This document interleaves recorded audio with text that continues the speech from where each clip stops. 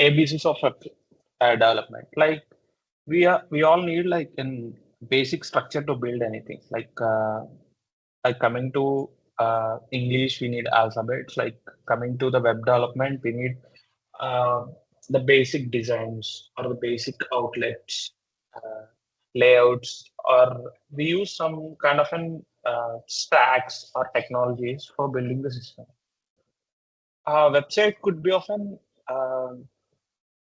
first we'll go with then what is a website or something like that, and later we'll jump into it. Uh, what is web development? Like web development is like building websites or a web app. Web can considered as a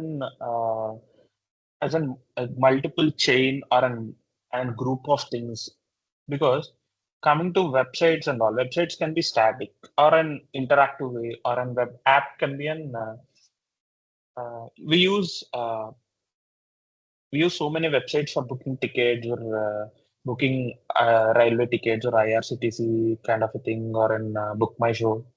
These are called websites basically. What is the main structure or the building blocks of a website? What exactly comes under a website or how we can differentiate it with web apps? Coming to the websites and web apps, coming to the core functionality, what exactly the website serves is like serving information to the public or the user or an student who is using his web portal, something like that. Like coming to that structure of building it is like first coming to the cover design. Uh, Basically, designs are first made to analyze how user can interact with the website, like how good the website look like, or how we can analyze it, analyze the user engagements. Okay, that comes in the design part, and later comes the coding part. Like we will be coding in the majority after design, like the front end, and the back end, and we also call them as server side logic and client side logic. Uh, Plus, this is an logic based system where the front end display part and the back end, the data part should be coordinating with each other to build an robust system or a robust thing where delivering information and retrieving information is made. Okay, let's coming. Anyone can tell me what's the major difference between the website and web app?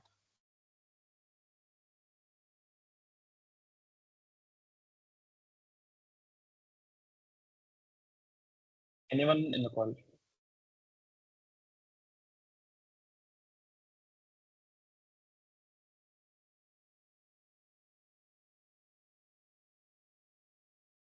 Is anyone there?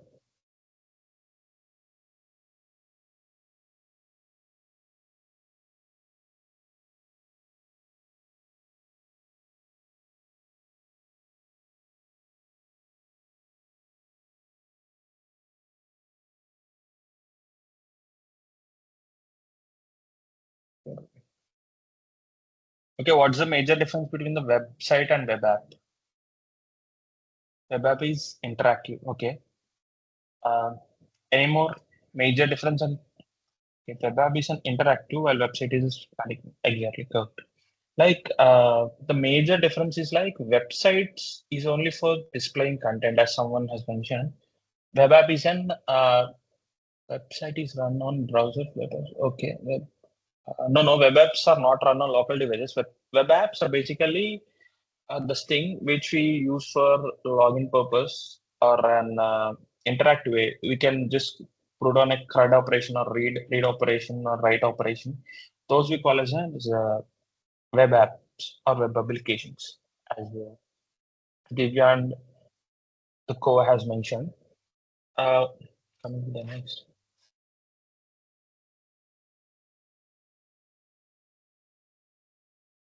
Coming to the design part. In the design itself, we have two variations, like visual layout and user experience and user interactions. What's the difference between three? Visual layout is like something like if I haven't taken website or something like that, like going to an IRCTC website or an Facebook or an Instagram or something else. you go into the YouTube many times like that. See, you'll be getting a layout like you'll be placed all the videos onto the right, and you'll be having a left side. You'll be having a slide bar.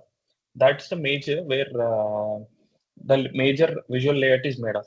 Like most of the structures are built first, like in the layout part, and later we'll we'll be working on a user experience of kind of.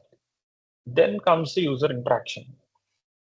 User experience is like how user is interacting, how focusing he is interacting with that. Like aiming to something like if you're opening Zomato or Swiggy, you'll be seeing the major uh, explore option is the main thing where user need to search for food or items or like something like that, and later he need to be navigating to the order part. Most of the e-commerce have an primary focus on their cart systems. Why? Because every user, whenever he's interested in buying something, he'll definitely add it to the cart. Um, uh, and in 100%, 99 people add it to the cart and then leave it for some days or something like that. And the cart would be the main primary focus of any e-commerce. Like that, depending on the app you're building it, the major, if you can see, uh, the phone pay or something like phone pay has recently updated its UI, focusing majorly on the scan the QR code or something like that. That's the main primary focus of that app. Like it's a thing where users need to is primarily interested in scanning the part. Like if you're using phone pay or an instant pay apps or something like that, your major focus is like you'll be scanning the QR code and doing the UPI payments, not rather than searching for the number and doing the payments. Most probably, most users are preferred to use these kind of stuff. So we'll be planning accordingly. Like after the layout part, users will be the UX team or someone handling the front end part will be focused on user experience. Later comes the user interaction, like how good and feel the elements are interacting with it, including an animation kind of a thing. If you can see a phone pay, coming back to phone pay, you can see we have a pay button, and if you want to pay, you'll just slide it to the right.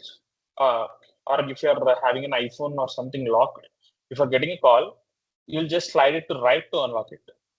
Rather than when the iPhone is unlocked or something like that, you'll be getting an rejection or an answer button. There is both the cases of that uses same, right? Like answering a call is same as answering a call after the lock screen, right? Your device is unlocked or something. We have we are basically having the both the functionalities are same, but the user experience and interactions will be changing depending on the perception they're using it. You got the point? Um, what is a major difference is difference for UI UX. Can anyone mention the chat box?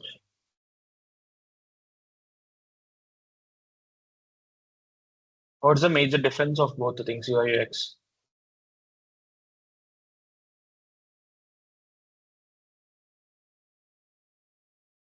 Anyone?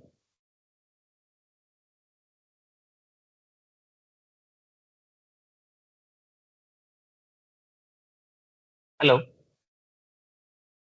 Anyone can explain what is UI is like in front end page? Okay. What would be the UX? Guys, do respond in chat so that it will move very interactive. No. The UX is like not the backend part. Let's see. Um, if you're using an UX is the user experience, correct? Something like if you're using an UX is how it should look, and UX is how user experience values. Or um, coming to the same example, for the phone pay, if you're using UPI transaction or something like that, the whole system, which your user flow, we call it in user flow also, where user is traveling from one page to other page, like something like you have on the home page where you have opened phone pay, and you have two.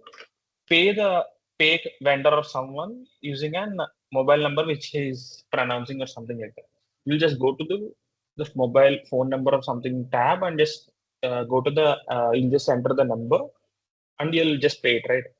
Like the user will be traveling to multiple screens across his history, or he want to check his bank statement or something like that. He'll go to each and every page, and that is called the UX. UI is like how is more enhancing way of seeing the content is the thing. Okay. Um,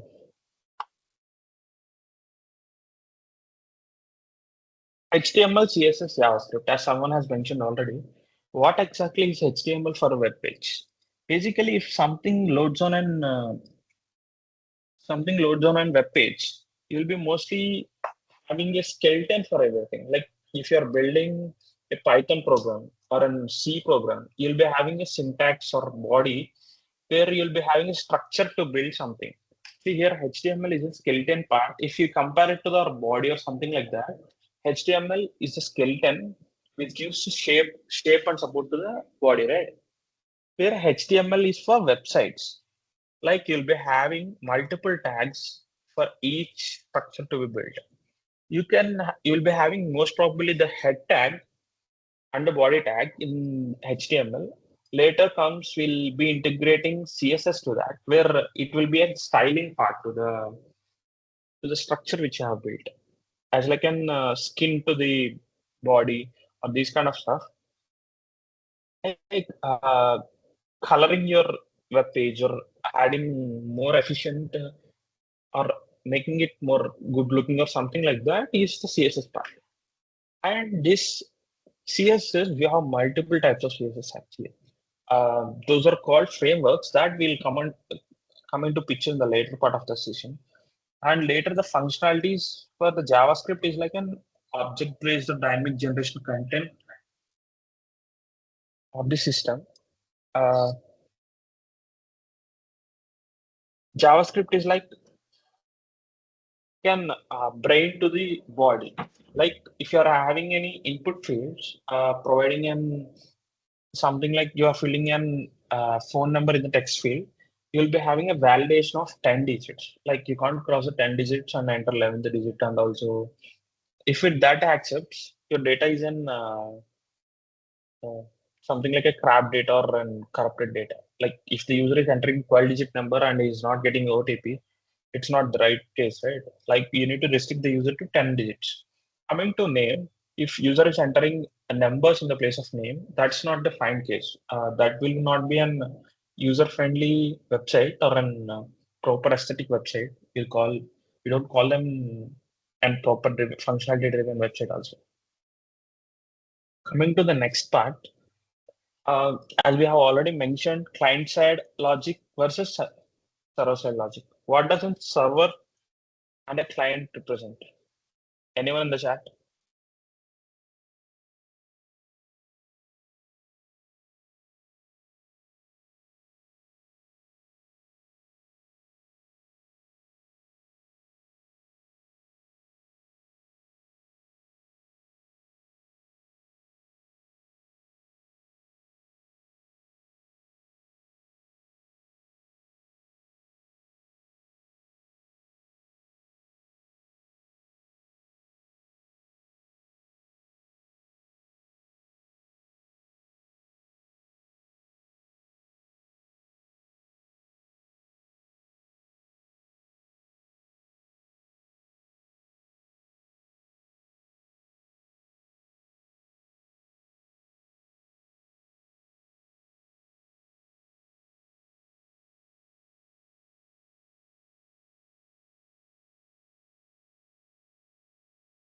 Okay. Client is an interactive with the source on website and web apps. See, client is an JavaScript mechanism which is present on the front end side where users are interacting with that. Like something you're building an dynamic web page. Client side users and server side place where web code exists in client. Okay. I'll explain what is in client side and server side. Basically, Server side is an backend logic which is not present in your user browser. Browser actually handles client side.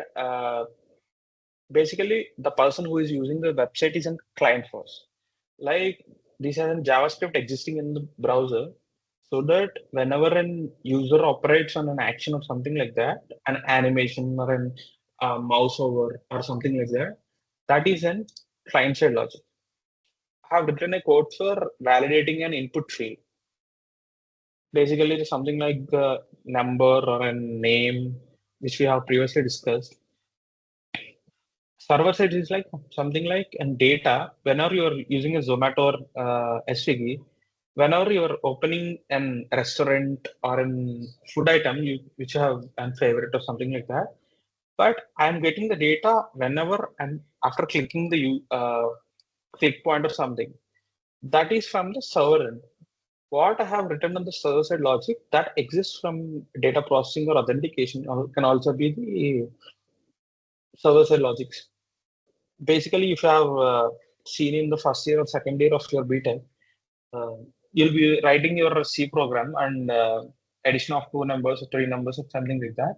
Considering that into factor, we can classify that when you're entering a number for the calculation, that is a client side logic. Like you're entering two numbers and the addition is processing and you're getting the back that server side logic, server side.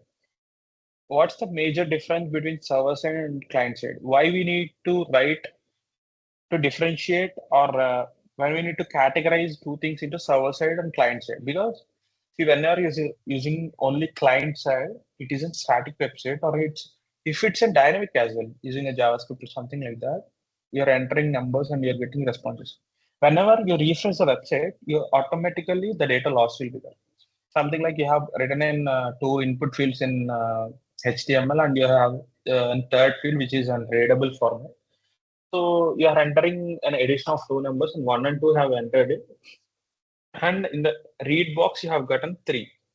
Okay. Whenever I refresh the page, the data is lost. Like one, two, three, I have not get the data. I have not stored it in database or something like that. Like coming to server side, I am sending one and two as two numbers, and it is returning me a third number like three. It's three. Or you're sending five and four and five, you're getting nine. See, whatever the process you're sending it to the backend or server side, it will be processed and saved in the DB. Okay, you can do logs or something like that. Servers basically handle these business logics and operations of the databases. Coming to operations of database, we have CRUD basically create, read, update, and delete. This is the basic functionality which every core function or in every web application works on. The basic CRUD you learn the basic is you can build any app or any logic inside that.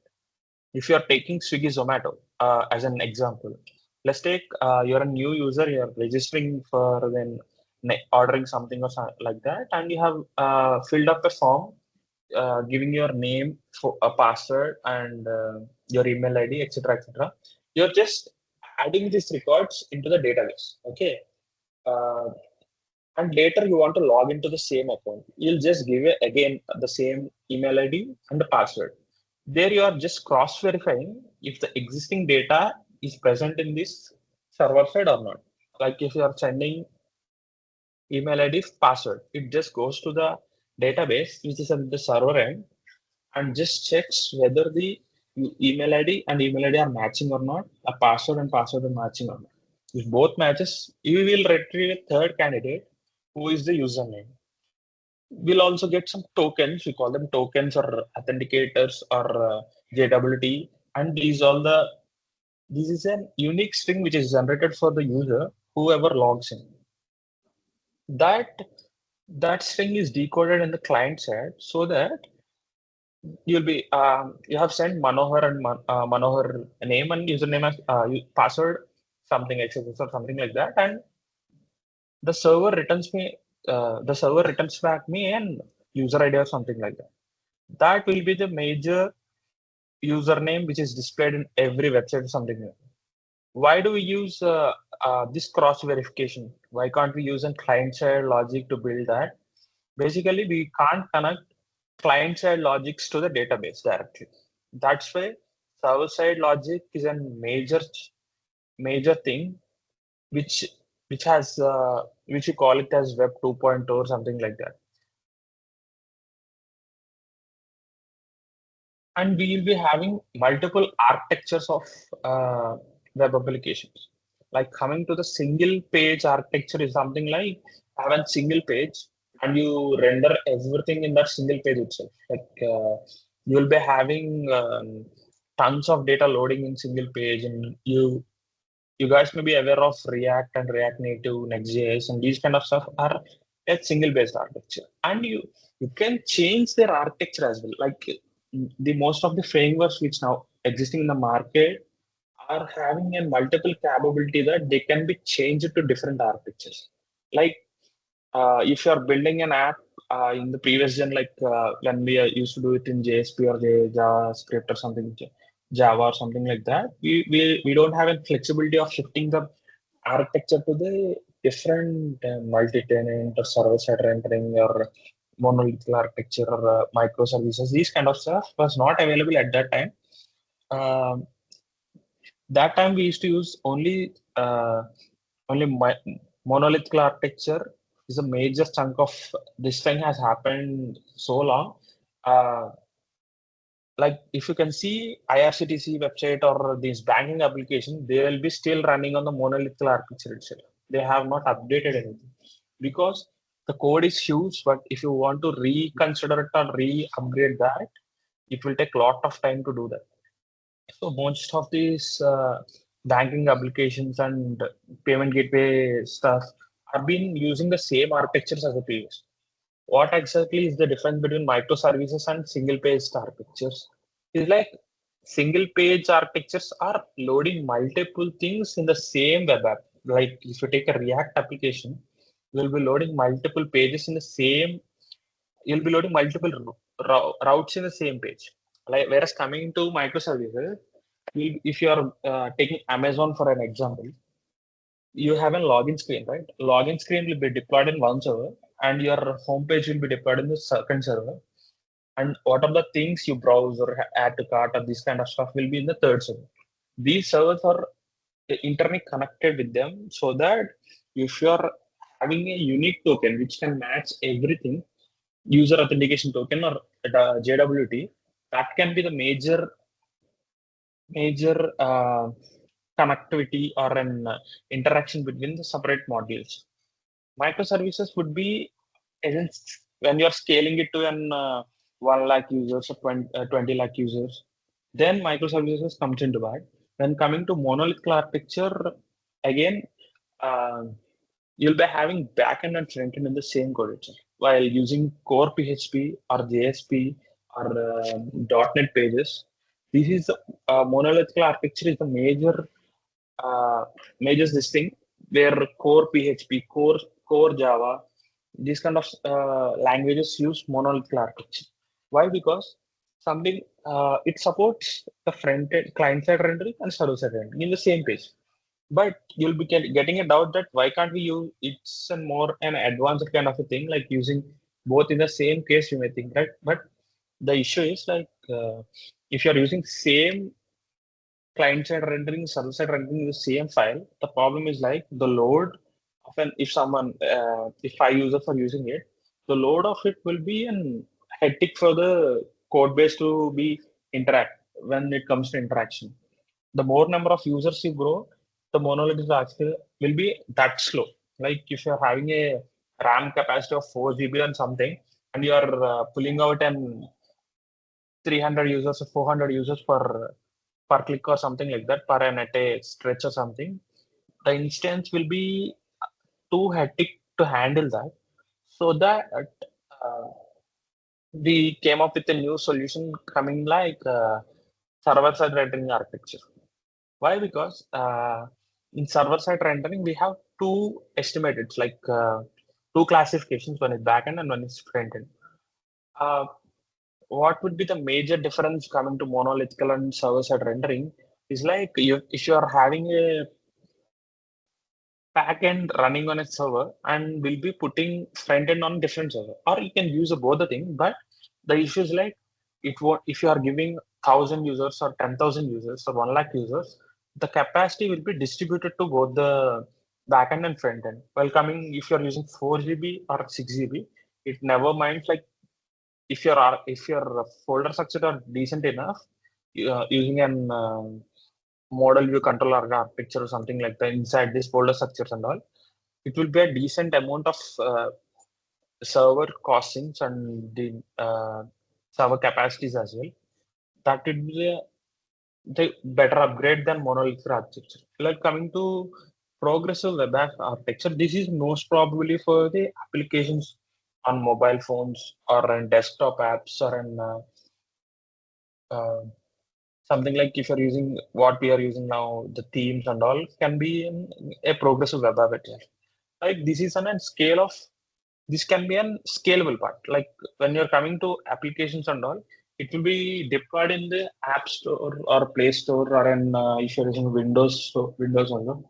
That would be the deployed in those things. Like we need to be having a different architecture for this as well. So we came up with progressive web architecture. Next, how does the web work? This I have already explained you. Like we have three types of layers: presentation layer, business layer, and data access layer.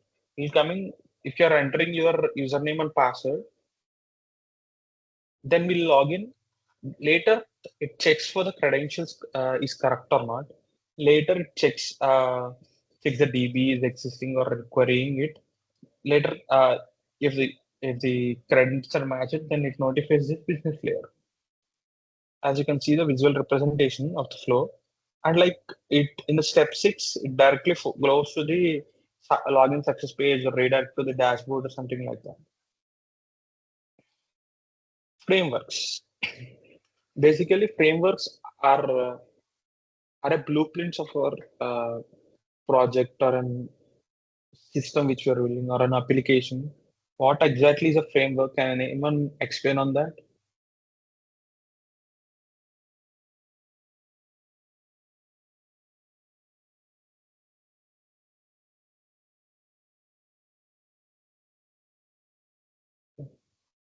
Okay, no worries, Divya. Anyone?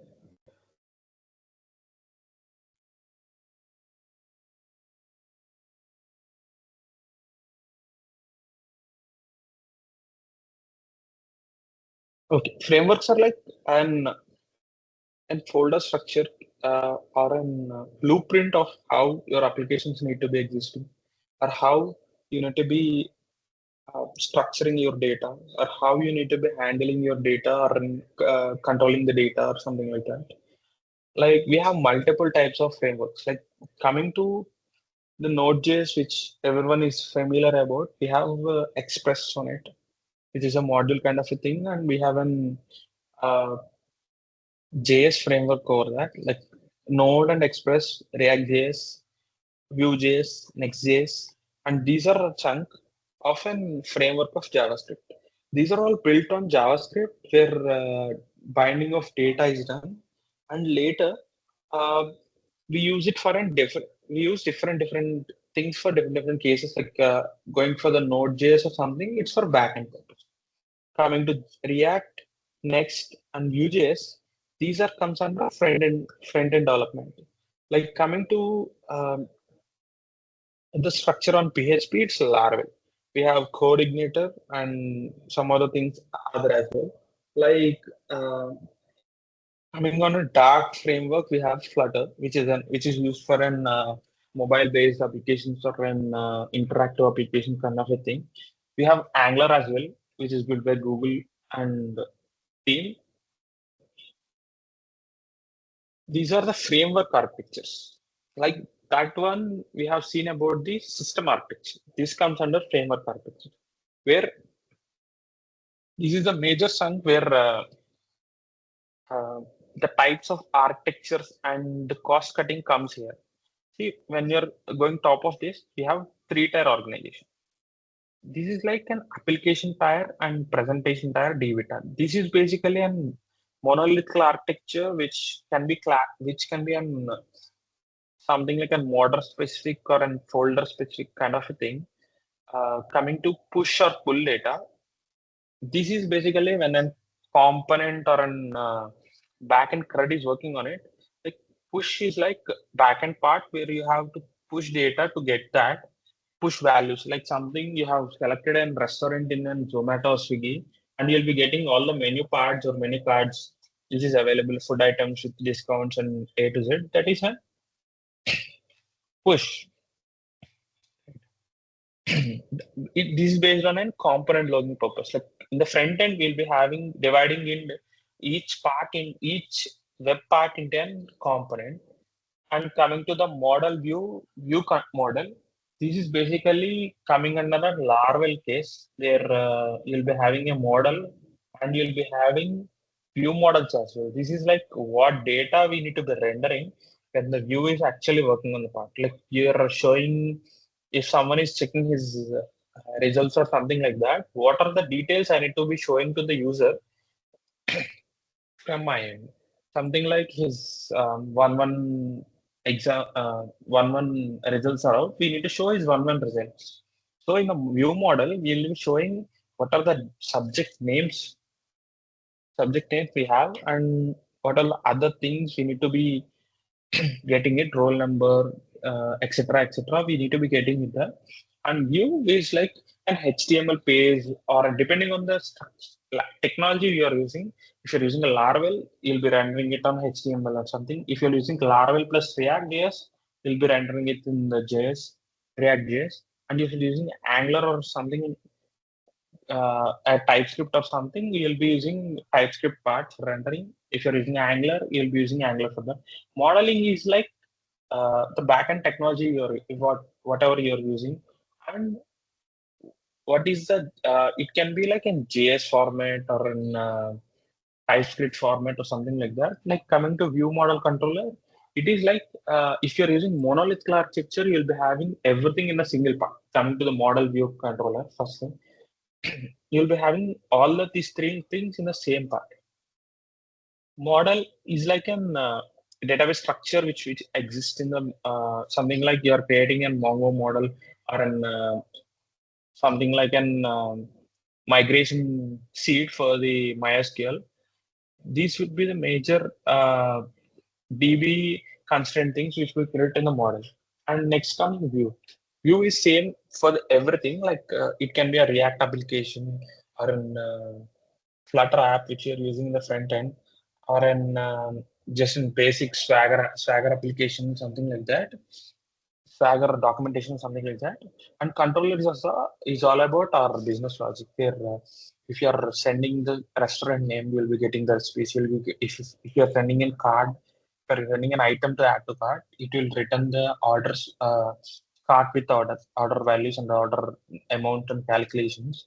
If you're sending a payment gateway amount to be paid or something like that, you'll be getting a success or reject statement. Based on this, the controller is always on the business side of the this thing, and this is a major framework of architectures. And coming to the next part, like we'll be seeing what are the technologies which are used in the topmost this thing. Like starting with the React is the most popular one, and nowadays React is upgraded to Next.js as well. Later comes the Angular part. Angular is typically used for an hardware-based web applications or something like that. Vue.js is considerable as same as the React. Vue is like an additional CSS part for the React. jQuery is an older testing where which we used for an client logics from the server side. You'll be getting the data from the server itself, but jQuery will be making calls without reloading the page from for the server side. Like if you have seen drop downs or something like that, you'll be having dynamic drop downs. Example, like if you're selecting an multi-dependent dynamic form or something, if you're selecting cities or addresses, we'll be using this in the most probable way. Uh, Node.js is basically a backend framework of framework. Django is an backend framework of Python. Ruby Rails is the framework of Ruby, and coming to Laravel is also an framework of PHP. Like nowadays, PHP is not there yet, but some of the hostings and shared hostings are being providing that one. Coming to Django is an web application support system for an Python based. Like we have an new tech coming in, like the fast API, which is for the backend part, which can be an faster building of the application on that. Yeah. Any doubts or queries?